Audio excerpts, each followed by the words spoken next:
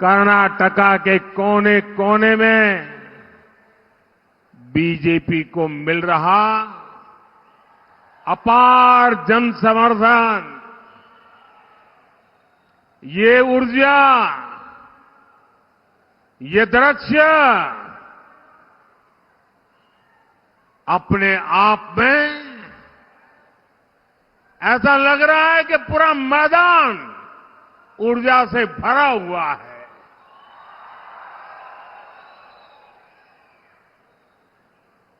दूसरी तरफ भ्रष्टाचार और तुष्टीकरण में डूबे इंडी एलायंस की नींद उड़ गई होगी और शिवमोगा तो खास तौर पर ये ऐसी भूमि है, जनसंघ के जमाने में जब हमें कोई जानता नहीं था, कोई हमारा म्युनिसिपैलिटी का मेंबर नहीं होता था, ऐसे समय येदियुरप्पा जी ने अपनी पूरी जवानी यहां खपा दी थी। ये उनकी तपोभूमि रही है। इस क्षेत्र की, कर्नाटका की हर सीट से मोदी का डेवलपमेंट एम्बेसडर को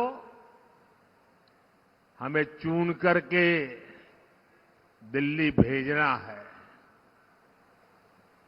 आपको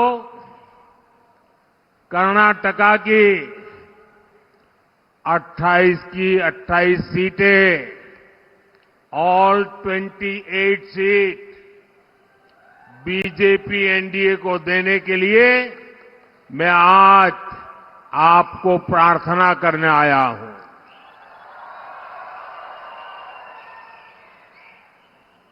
4 जून को 400 पार,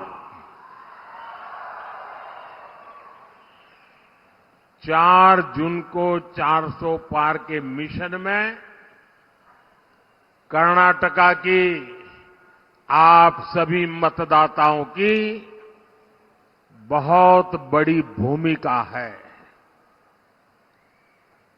और इसलिए आखिर करे 400 सीटें की बात क्यों कर रहे हैं हम? ये 400 सीटें क्यों?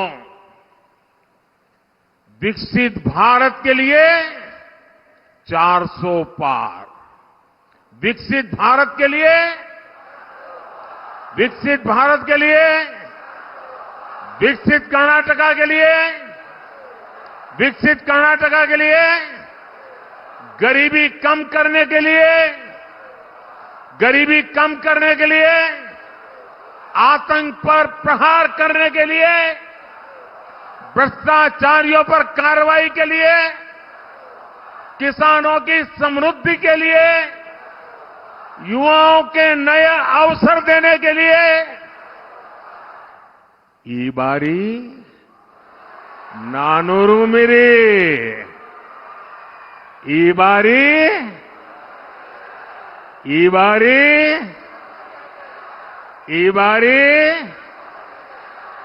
साथियों, पिछले 10 वर्षों में देश ने बीजेपी का काम देखा है।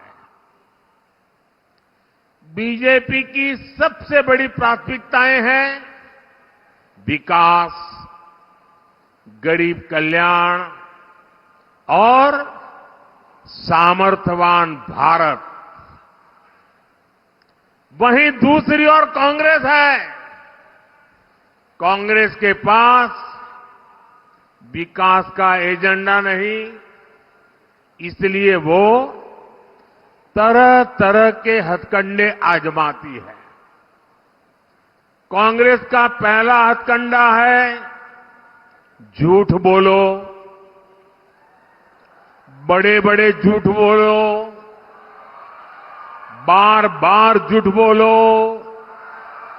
जहां जाओ वहां झूठ बोलो, सुबह शाम झूठ बोलो।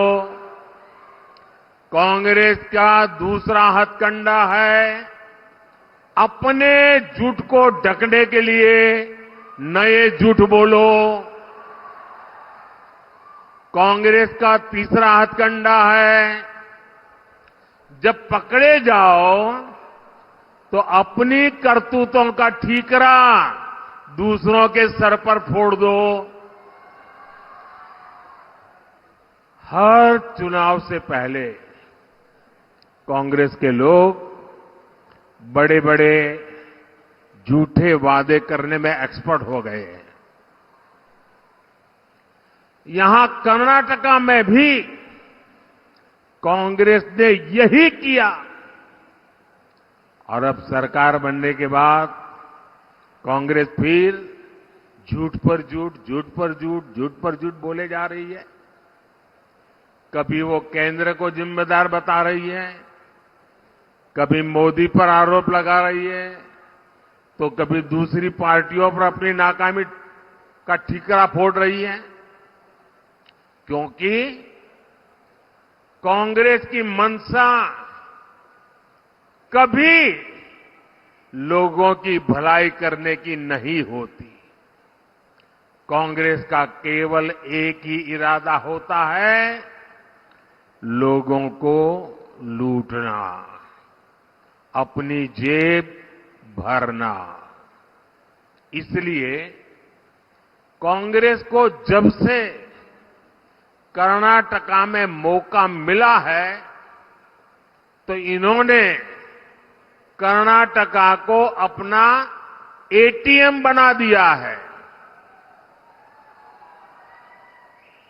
यहां इनकी लूट इतनी बढ़ गई है कि सरकार चलाने के लिए पैसे तक नहीं बचे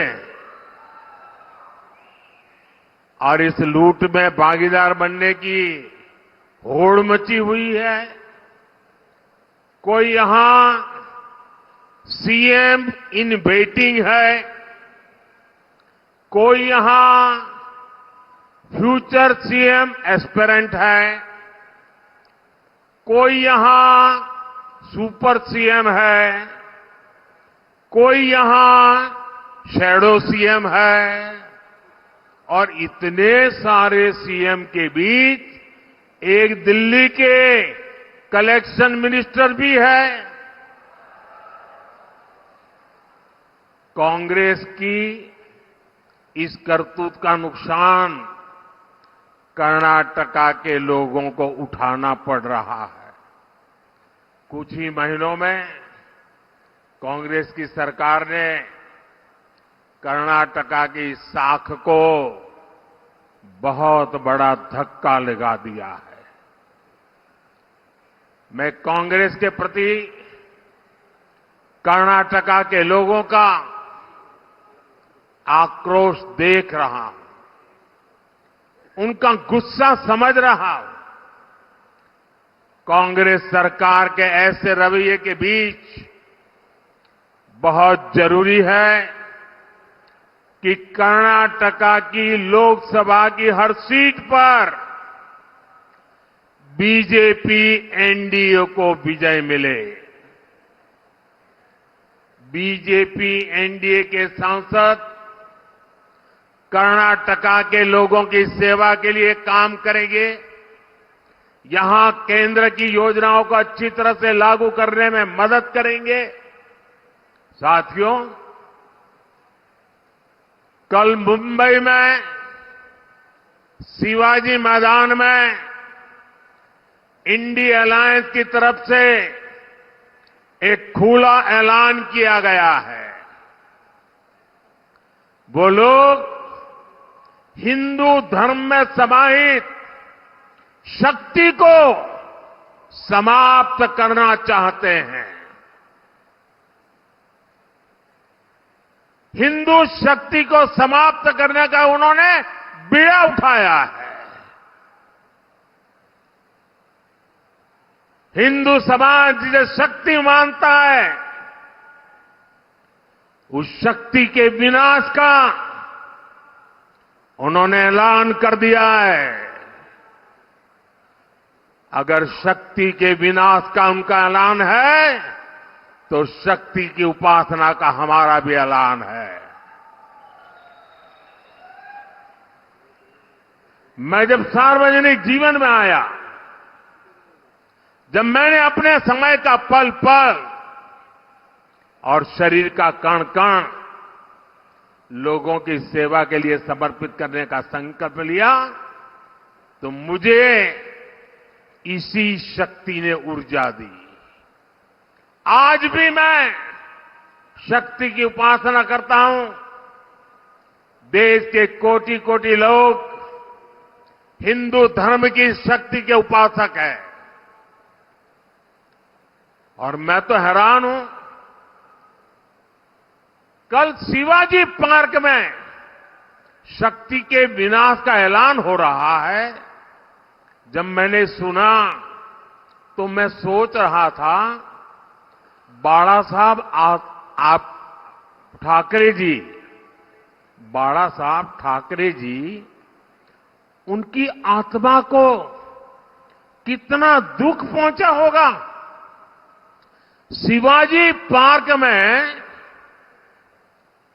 शक्ति का विनाश करने का ऐलान किया जाए, वो भी शिवाजी पार्क में, और उस भूमि पर जहां का बच्चा बच्चा जन्म से जय भवानी जय शिवाजी का मंत्र लेकर के बड़ा होता है। छत्रपति शिवाजी महाराज तुळजा भवानी से आशीर्वाद लेकर के हिंदवी स्वराज की स्थापना के लिए निकल पड़े थे। वे शक्ति के उपासक थे, और उसी शिवाजी पार्क में शक्ति के विनाश का ऐलान किया जाता है। और कौन लोग मंच पर बैठे थे, पता नहीं बाला साहब की आत्मा को क्या होता होगा।